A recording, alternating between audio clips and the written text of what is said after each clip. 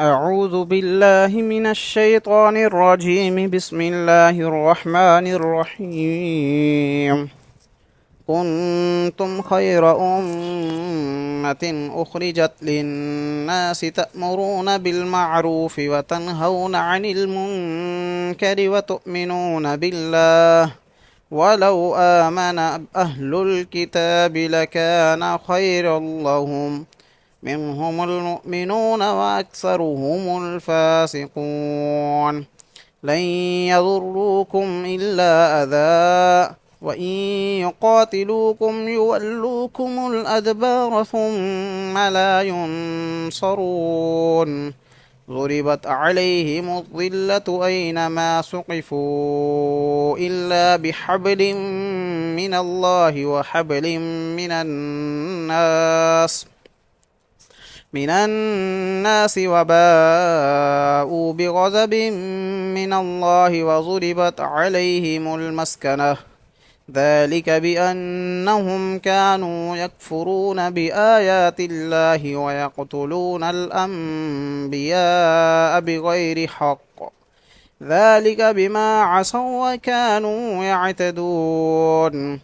ليسوا سواء من أهل الكتاب أمة قائمة يتلون آيات الله آناء الليل وهم يسجدون يؤمنون بالله واليوم الآخر ويأمرون بالمعروف وينهون عن المنكر ويسارعون في الخيرات وأولئك من الصالحين. وما يفعلوا من خير فلن يكفروه والله عليم بالمتقين.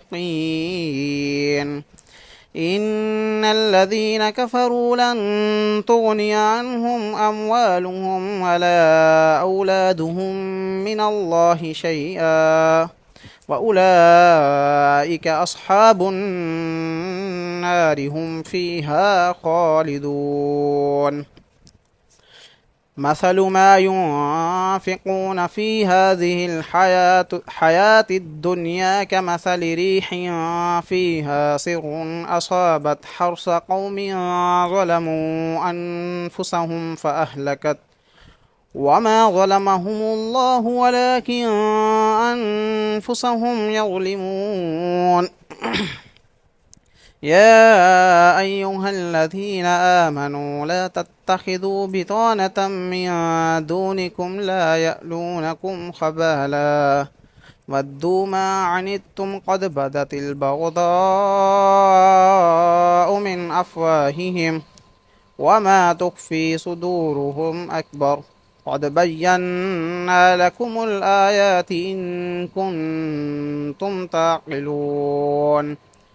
ها أنتم أولئك تحبونهم ولا يحبونكم وتؤمنون بالكتاب كله وإذا لقوكم قالوا آمنا وإذا خلوا عضوا عليكم الأنامل من الغيظ قل موتوا بغيظكم إن الله عليم بذات الصدور.